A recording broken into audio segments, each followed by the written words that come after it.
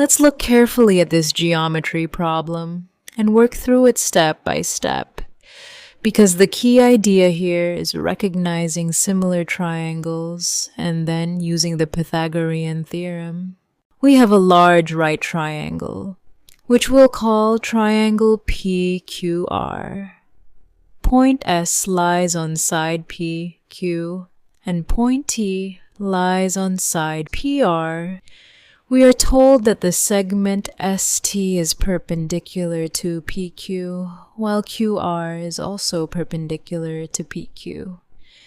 We are given that the marked equal segments have length y, so PS equals QR equals y. We also know that SQ is 8 units, and ST is 18 units. Our goal is to find the unknown segment, TR, which is labeled X. So let's begin by identifying the relationship between the two triangles. Notice that ST is perpendicular to PQ, and QR is perpendicular to PQ. When two lines are both perpendicular to the same line, they are parallel to each other. Therefore, ST is parallel to QR. This parallel relationship is extremely important because it creates two triangles with the same angle relationships. The smaller triangle PST is similar to the larger triangle PQR. In other words, the corresponding angles are equal, so we can use corresponding side ratios. Now, let's carefully identify the lengths we know. We are told that PS equals y and QR also equals y. We are also given SQ equals 8. Since S lies between P and Q, the entire side PQ is made up of PS plus SQ. Therefore, PQ equals y plus 8. Now, because triangle PST is similar to triangle PQR, corresponding sides are proportional. The side PS corresponds to PQ, and ST corresponds to QR. So we can write the proportion PS divided by PQ equals ST divided by QR. Now substitute the values we know. PS is y, PQ is y plus 8, ST is 18, and QR is y. So our equation becomes y divided by the quantity y plus 8 equals 18 divided by y. This is the important equation that will allow us to determine y. Let's solve it carefully. We have y divided by the quantity y plus 8 equals 18 divided by y. To remove the fractions, we cross-multiply. Remember, cross-multiplication works here because we have two equal fractions. Multiplying y by y gives y squared, and multiplying 18 by the quantity y plus 8 gives 18, multiplied by the quantity y plus 8. So we get y squared equals 18 multiplied by the quantity y plus 8. Now we expand the expression on the right. 18 multiplied by y gives 18y, and 18 multiplied by 8 gives 144. Therefore, the equation becomes y squared equals 18y plus 144. Next, we want to bring everything to one side so that the equation is in standard quadratic form. Subtract 18y from both sides and subtract 144 from both sides. That gives us y squared minus 18y minus 144 equals 0. Now, we need to factor this quadratic. We are looking for two numbers whose product is negative 144 and whose sum is negative 18. Those numbers are -24 and +6. So the quadratic factors as the quantity y minus 24 multiplied by the quantity y plus 6 equals 0. Now, when a product equals 0, at least one of its factors must equal 0. So, either y minus 24 equals 0 or y plus 6 equals 0. From the first equation, y equals 24.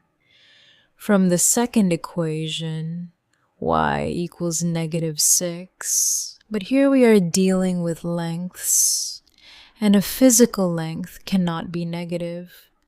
So we reject -6 and take y equals 24.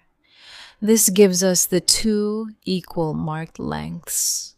Therefore, PS equals 24 units, and QR also equals 24 units.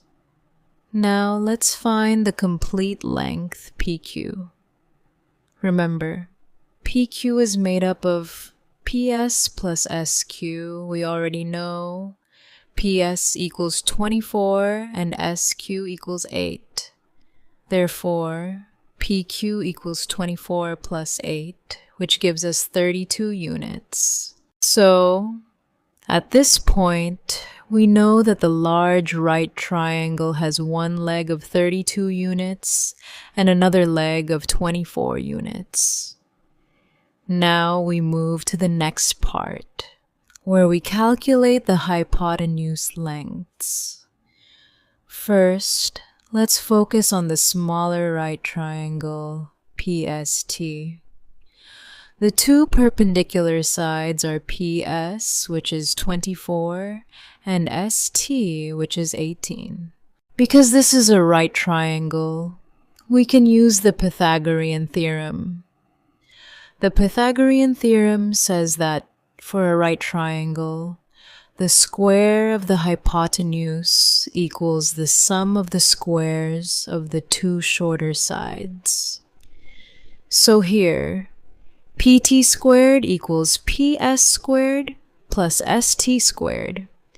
Substituting our values, PT squared equals 24 squared plus 18 squared. Now calculate each square.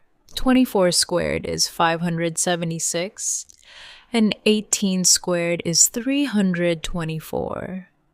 Adding them gives 576 plus 324, which equals 900. Therefore, PT squared equals 900. Taking the positive square root, because we are dealing with a length, PT equals 30 units. So the smaller triangle has a hypotenuse of 30 units. Now, let's move to the large right triangle PQR. Its two perpendicular sides are PQ, which we found to be 32 units, and QR, which is 24 units. Again, we apply the Pythagorean theorem. The hypotenuse is PR, so PR squared equals PQ squared plus QR squared. Substitute the values, and we get PR squared equals 32 squared plus 24 squared. 32 squared is 1024, while 24 squared is 576. Add those together, and we get 1024 plus 576, which equals 1600. Therefore, PR squared equals 1600. Taking the positive square root gives PR equals 40 units. Now we are very close to the answer. We know the entire hypotenuse PR is 40 units, and the smaller portion PT is 30 units. The unknown segment, TR, is the remaining part of the larger hypotenuse. Since PR is made up of PT plus TR, we can find TR by subtracting PT from PR. So x equals PR minus PT. Substitute the values and we get x equals 40 minus 30, which gives x equals 10.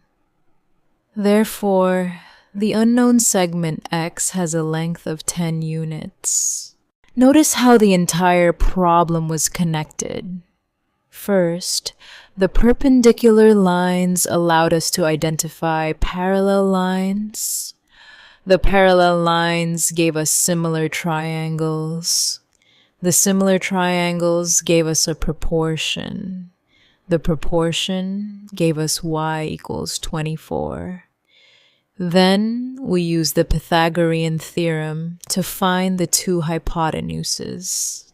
And finally, subtracting the smaller hypotenuse from the larger one gave us x equals 10.